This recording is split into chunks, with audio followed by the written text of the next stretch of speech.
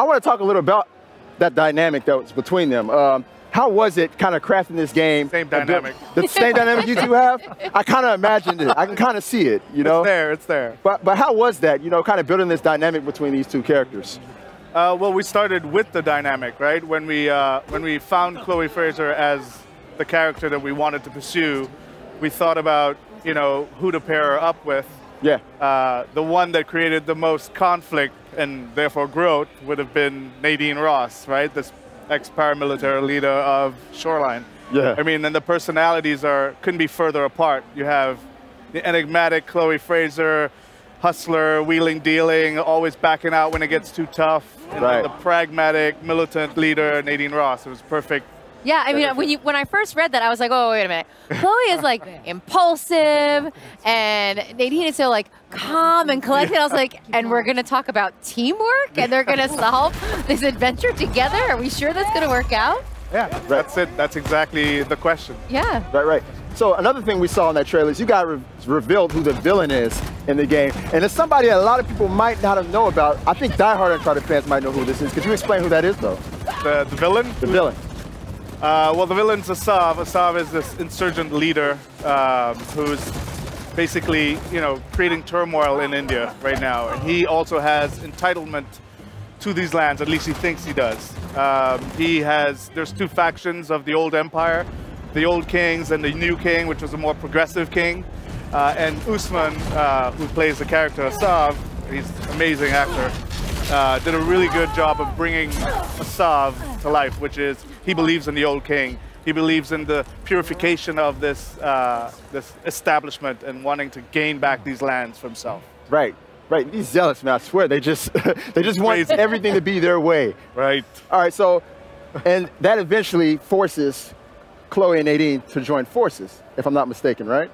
Yeah, well, they're after the Tusk of Ganesh, which is you know, we always base our Uncharted on some seed of, you know, history. So the Hoysala Empire, which is a real thing, and we Unchartedify you know, the ruins and bring a little, you know, there's like such a rich cultural history in India, and we blow it up to, you know, to 11, you know, these giant statues of Ganesh that you see in the trailer, and so the setting just is everything Uncharted is there, and we have, you know, the Jeep is back. Chloe's the best driver in the business, so she's there, and we're pushing on exploration a little more in this game, kind of evolving it from the past games and just providing more player choice throughout.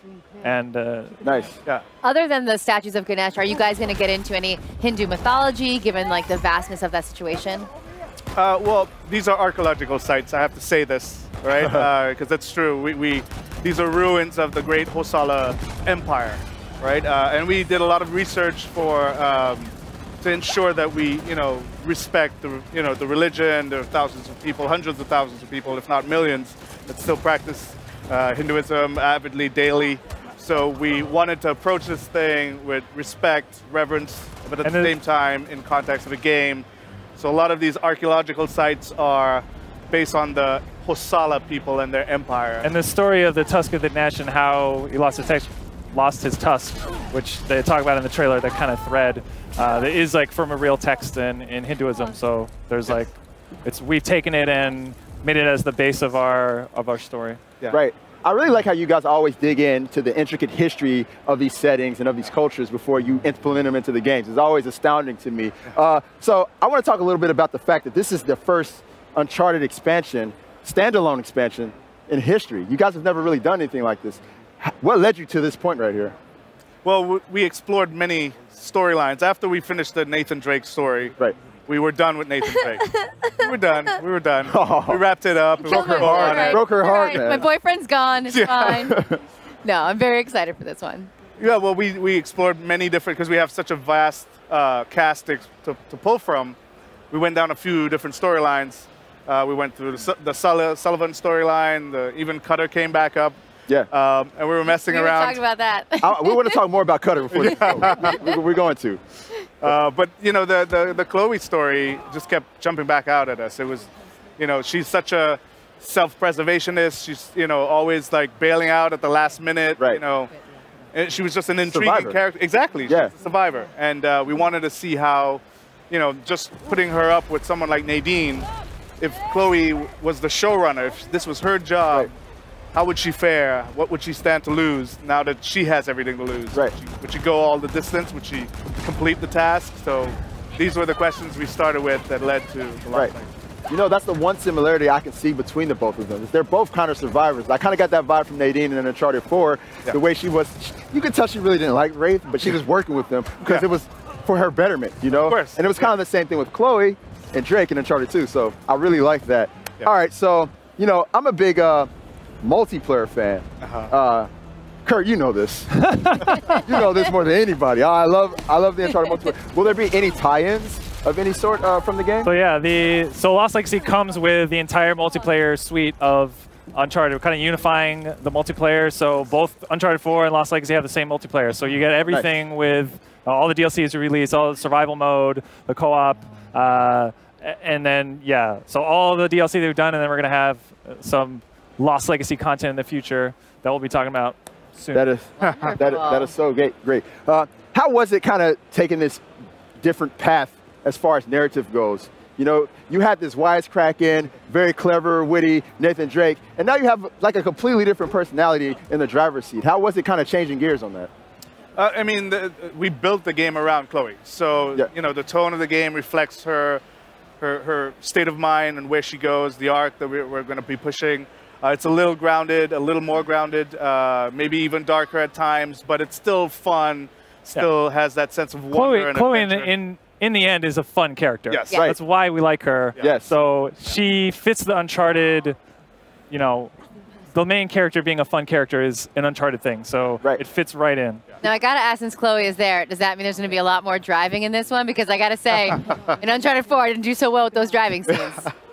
We there's driving. There's more driving. That was good. Driving. You really don't like driving sequences, so I know I this. do I not know like this. driving sequences. You guys are trolling Meredith. There's parts, yeah. We're trying to provide a lot of different options to the player. So yeah, there's parts where you drive, but there's also, you know, a lot of encounters you can engage or not engage with. We have a lot more stealth options and Nice. silence weapons, and the lock picking is a Silence weapons, that's kind of new, right? yeah. So yeah, you can lock pick Picking and is new as well. Nice. Open a That's crate. cool. Yeah. So It's literally the sum of all our Uncharted. We're building on the foundations that we have and known all throughout Uncharted. We have big set pieces. We climb and traverse like enormous statues and ruins of ancient civilization. So the sense of wonder is there. We also went back to the scale factor that people loved of the old Uncharted as well. Yeah. So. Right. there's a lot of puzzles too. Gotta have puzzles. We gotta have without those. puzzles. You gotta have those. All right, I got one more quick question, because at the end of Uncharted 4, I was asking myself, where's Chloe at? And now she's here. So now my question is, where's Charlie?